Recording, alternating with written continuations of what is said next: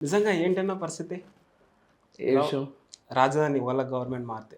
లేదు లేదు బ్రదర్. రాజధాని మారడానికి అంటూ లేదు.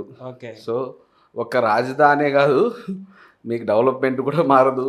సో, నెక్స్ట్ ఈ కమింగ్ 5 ఇయర్స్‌లో కూడా మీరు ఈ ఈ రిమైనింగ్ 4 ఇయర్స్ బ్యాలెన్స్ ఏది ఉందో చంద్రబాబు నాయుడు గారి పీరియడ్ అవ్వంగానే నెక్స్ట్ కమింగ్ 5 ఇయర్స్ కూడా మళ్ళీ కన్ఫర్మ్డ్‌గా టీడీపీ, జనసేన, బీజేపీ అలయన్సే మళ్ళీ వచ్చేది గవర్నమెంట్ కూడా.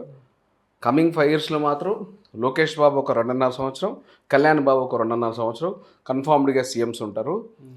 దీనికోసం 175 కాన్స్టిట్యున్సీస్లో నేను వెళ్ళి వీర మహిళలతో జనసేన నా సోదరుల కార్యకర్తలతో అందరితో మమేకమైపోయి వాళ్ళతో ప్రతి కాన్స్టిట్యున్సీలో పబ్లిక్లో అవేర్నెస్ తీసుకోవడం కోసం నేను డెఫినెట్లీ పర్సనల్గా వెళ్ళి ప్రతి ఒక్కరిని కలుస్తాను, వాళ్ళతో మీటింగ్స్ చేసుకుంటాను. అవసరమైతే రిలే నిరాహార దీక్ష చేస్తాను. ఇంకా అవసరం అనుకుంటే పొట్టి శ్రీరాములు గారు ఎలా చేశారు ఆంధ్ర రాష్ట్ర అవతరణ కోసం, అలా పవన్ కళ్యాణ్ గారు 2.5 సంవత్సరం సీఎం కావడం కోసం ఆమరణ నిరాహార దీక్ష చేయడానికి కూడా రెడీ. నేను ఇక్కడి నుంచే చెప్తున్నా, ఇదేదో వేగ్గా చెప్పడం లేదు. నా లైఫ్ అంబిషన్ నిద్రలేసిన నైట్ పడుకున్న రెండే.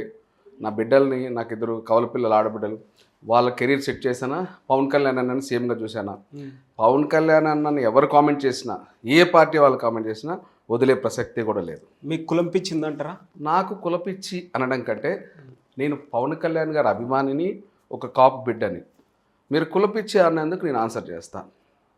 మా అమ్మగారు నాన్నగారు ఓసీ కాపు, మా పెద్దక్కయ్య ముస్లిం అతన్ని పెళ్లి చేసుకునింది, మా చిన్నక్కయ్య మా కాపు అతన్ని పెళ్లి చేసుకుంది, మా అన్న బీసీ కాపు అమ్మాయిని చేసుకున్నారు, నేను ఎస్సీ మాదిగా క్రిస్టియన్ అమ్మాయిని చేసుకున్నాను, నా తమ్ముడు ఎస్సీ మాల క్రిస్టియన్ అమ్మాయిని చేసుకున్నాడు.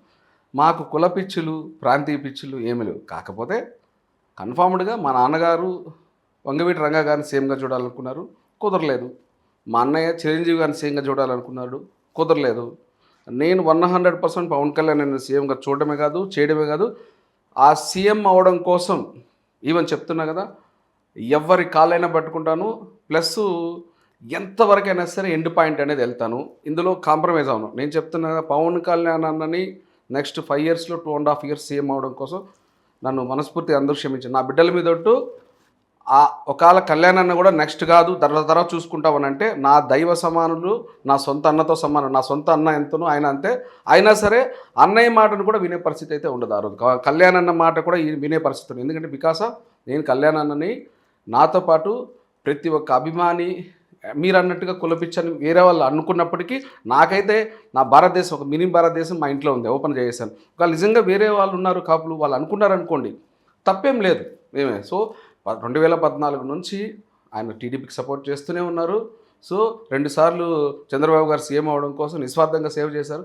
కాబట్టి ఒకవేళ అనుకుంటే కూడా అనుకోని, కానీ ఏ కమ్యూనిటీ వాళ్ళైనా సరే కళ్యాణ్ అన్న క్యారెక్టర్ తెలుసు కాబట్టి ₹1 ఆశించకుండా ఏ పొలిటీషియను ఇవాళ ఇండియాలో లేరు.